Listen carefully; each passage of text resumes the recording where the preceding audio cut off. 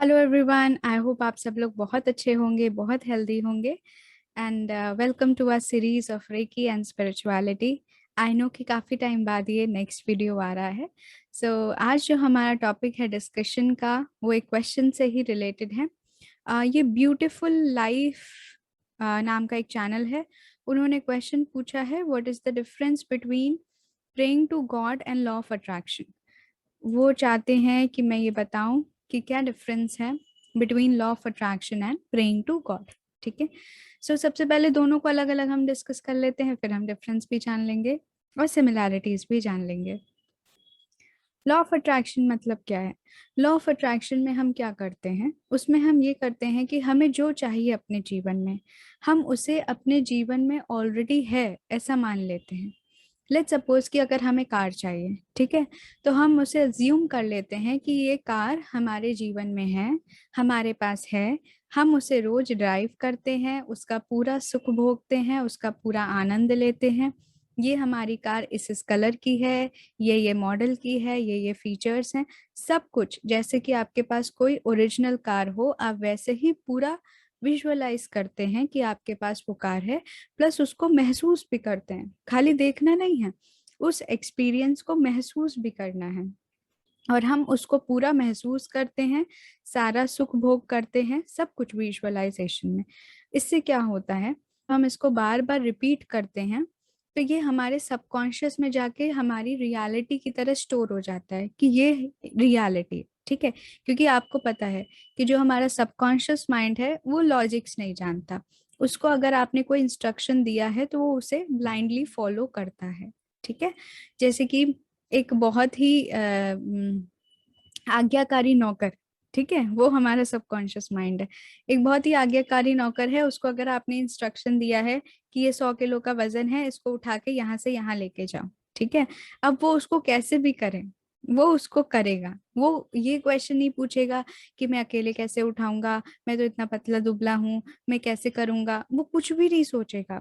वो उसको बस वो काम पूरा करना है, वो चाहे जैसे भी करे, क्यों, कैसे, कब, कहाँ, वो कोई क्वेश्चंस नहीं करता। इसी तरीके से हमारा सबकॉन्शियस माइंड है।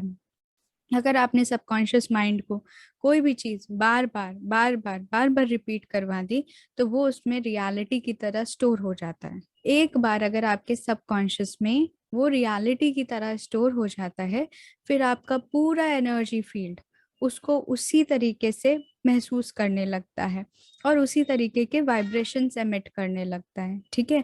और वो सिग्नल्स देने लगता है कि ये इसके पास है, ये इसके पास है। और जब ये सिग्नल्स हमारा पूरा एग्जिस्टेंस एमिट करता है, तो ये सिग्नल्स कहाँ जाते हैं, यूनिवर्स में। और फिर यूनिवर्स उसे हमारे लिए मैनिफेस्ट करता है। तो यही होता है। जैसे आपने एक बहुत फेमस डायलॉग है शाहरुख खान का, सुना होगा कि अगर किसी चीज को पूरी शिद्दत से चाहो तो पूरी कायनात उसे मिलाने में लग जाती है ना। तो this is law of attraction. अगर आप किसी चीज को बिल्कुल शिद्दत से चाहते हैं, तो पूरा universe, the entire universe conspires. ठीक है। ये पॉल कोएल्हो का डायलॉग है द अल्केमिस्ट से। इस तरह से लॉ ऑफ अट्रैक्शन काम करता है। अब बात करते हैं प्रेयर्स की, कि प्रेयर्स कैसे काम करते हैं। प्रेयर्स में क्या होता है कि हम भगवान से जो भी चीज हमें चाहिए होती है वो हम मांगते हैं, ठीक है, और उनसे बार बार रिपीटेडली मांगते हैं जब तक कि हमें वो चीज मिल नहीं जाती। डेली अपनी प्रेयर करते हैं उस चीज के लिए। अगर आपको कार चाहिए तो आप अपने दोनों हाथ जोड़ेंगे और बोलेंगे, हे ईश्वर मुझे कार मिल जाए, हे ईश्वर मुझे कार मिल जाए, हे ईश्वर मुझे कार मिल जाए। इस तरीके से आप प्रेयर करेंगे ना। प्रेयर में क्या कॉन्सेप्ट है, ये कॉन्सेप्ट है कि ईश्वर जो है वो कौन है, परमात्मा, और हम कौन है, आत्मा। तो आत्मा उस परमात्मा का अंश है। तो इस हिसाब से हम उनके क्या हुए, पुत्र, उनके बच्चे हुए, है ना। तो अगर कोई बच्चे को कोई चीज चाहिए होती है तो किससे मांगेगा, अपने पिता से ही तो मांगेगा ना। तो इसी हिसाब से हम हर चीज जो अपने जीवन में हमें चाहिए होती है वो हम किससे मांगते हैं, अपने पिता से मांगते हैं। अब बात करते हैं कि जो लॉ ऑफ अट्रैक्शन है और जो प्रेयर्स हैं उनमें डिफरेंस क्या है। लॉ ऑफ अट्रैक्शन का जो यूनिवर्स है और जो हम प्रेयर करते हैं, जो हमारे ईश्वर हैं, वो दोनों एक ही हैं। बस ये डिफरेंस हो जाता है कि हम जब ईश्वर को एक फॉर्म में पूजते हैं तो हम सोचते हैं कि वो उसी फॉर्म में है, बल्कि वो ऐसा नहीं है। हमारे जो ईश्वर हैं, जो एक परम शक्ति है, वो फॉर्मलेस भी है और वो हमारे इच्छा अनुसार फॉर्म भी ले लेती है। वो अपने भक्तों को जिस भी रूप में देखना चाहे उनके भक्त उस रूप में वो प्रेजेंट हो जाते हैं, क्योंकि ईश्वर तो सर्वव्यापक है, वो हर जगह है, वो कण कण में है। ठीक है, तो इसलिए उनको एक किसी पर्टिकुलर फॉर्म से बांध लेना कि वो तो वही ही है, ऐसी गलत धारणा होगी, है ना।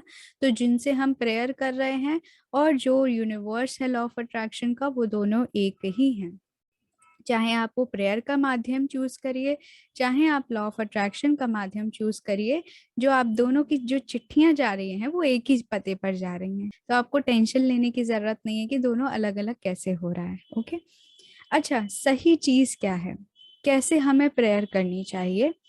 अगर हम सच में प्रोग्रेस करना चाहते हैं, मैं मटेरियल प्रोग्रेस की बात नहीं कर रही हूँ, क्योंकि मटेरियल प्रोग्रेस के पीछे तो हर कोई भाग रहा है, आप सबको पता है कि क्या करना चाहिए। अगर आपको धन चाहिए, आपको दौलत चाहिए, आपको ये चाहिए वो चाहिए, तो ये सबको पता है और तमाम चीजें हैं हर जगह जो आप देख सकते हैं। बट अगर आपको सच में अपनी प्रेयर्स में प्रोग्रेस करना है, सच में ईश्वर की तरफ जाना है, तो कैसे प्रे करना चाहिए? कभी भी प्रेयर करते वक्त कुछ भी मांगना छोड़ दीजिए। ठीक है, आपको जो भी चाहिए उसको सब कुछ छोड़ दीजिए। बस इतना बोलिए कि हे ईश्वर, मेरे पास जो भी है और जो भी आगे होगा वो सिर्फ और सिर्फ आपकी ही कृपा से होगा, आपकी ही मर्जी से होगा, और जो भी होगा वो मेरे लिए बेस्ट होगा। इसको अगर आप एक्सेप्ट कर लें और ये सोच लें कि आपके लाइफ में आपके भगवान, आपके जो भी डेटी हैं, आप जिनको भी मानते हैं, जिनको भी पूछते हैं, वो जो भी करेंगे वो आपके लिए बेस्ट होगा। बस अगर आप इस चीज के साथ प्रेयर करते हैं और ये बोलते हैं कि हे ईश्वर, मुझे बस एक चीज दीजिए कि मैं हमेशा आपकी सेवा करता रहूं, मैं हमेशा आपकी सेवा करती रहूं और आपकी खुशी के लिए काम करूं। क्योंकि हम क्या करते हैं, हम जो भी करते हैं प्रेयर में, जो भी मांगते हैं, चाहे वो हम अपने बच्चों के लिए प्रे कर रहे हो, चाहे अपने स्पाउस के लिए प्रे कर रहे हो, चाहे कार के लिए, चाहे घर के लिए, चाहे हेल्थ के लिए, वेल्थ के लिए, हम हमेशा चीजों को अपने लिए मांगते हैं, अपने संसार में अपने आसपास के लोगों के लिए ही मांगते रहते हैं। हम कभी भी नहीं सोचते कि क्या चीज है जो उनको खुश करेगी, जो हमारे पिता हैं उनको खुश करेगी। अगर हम कभी उनके बारे में सोचे, उनके लिए प्रे करें और उनके सुख के लिए काम करें, तो वो असली प्रेयर होगी और वहीं से हमारा प्रोग्रेस शुरू होगा। ठीक है, जब तक हम अपने लिए मांगते रहेंगे, हम अपनी इच्छाओं की पूर्ति करते रहेंगे, जो कि एंडलेस है, कोई एंड नहीं है। आप आज एक चीज मांगेंगे, कल दूसरी चीज प्रेजेंट हो जाएगी, परसों तीसरी चीज मांगेंगे, फिर एक और चीज आ जाएगी, क्योंकि ये इच्छाएं एंडलेस चलती हैं। अगर आप सच में प्रोग्रेस करना चाहते हैं, सभी इच्छाओं को खत्म कर दीजिए, कुछ भी मत मांगिए, सिर्फ और सिर्फ उनका सुख, उनका सानिध्य, उनका प्रेम, इतनी चीजें आप ईश्वर से मांगिए। ये ऐसे ही है जैसे कि हमारे पिता हैं, अगर हम अपने फादर को, जो हमारे वर्ल्डली फादर हैं, अगर हम उनको एक एटीएम मशीन की तरह यूज करें और उनसे सिर्फ पैसे लेते जाएं और उनको कभी कोई रिस्पेक्ट ना दें, ठीक है, उनसे कोई बातें ना करें उनके पास बैठकर, तो उनको कितना दुख होगा, उनको बुरा लगेगा कि नहीं लगेगा? उसी तरीके से वो हमारे परम पिता हैं, वो सभी के पिता हैं। और अगर हम उनसे सिर्फ और सिर्फ मांगते रहें कि आज हमारी ये इच्छा पूरी हो जाए, कल हमारी ये इच्छा पूरी हो जाए, बस हम अपने लिए बस मांगते रहें और उनको कभी कुछ ना दें कि वो क्या चाहते हैं, उनको किस चीज में सुख मिलता है, अगर हम उनके लिए कभी कुछ ना करें, तो हम अपने जीवन में प्रोग्रेस नहीं कर पाएंगे। हम स्पिरिचुअली वहीं अटके रह जाएंगे, जहां हम पहले थे वहीं रह जाएंगे। सो अगर हम अपने लाइफ में प्रोग्रेस करना चाहते हैं, स्पिरिचुअली आगे बढ़ना चाहते हैं, अपने आप को ऊपर उठाना चाहते हैं, तो हमें अपने प्रेयर्स में कुछ भी नहीं मांगना चाहिए। Okay, so thank you so much everyone for watching the video. I hope आपको अच्छा लगा होगा। अगर अच्छा लगा हो तो प्लीज़ लाइक करिएगा और शेयर ज़रूर करिएगा। Thank you so much.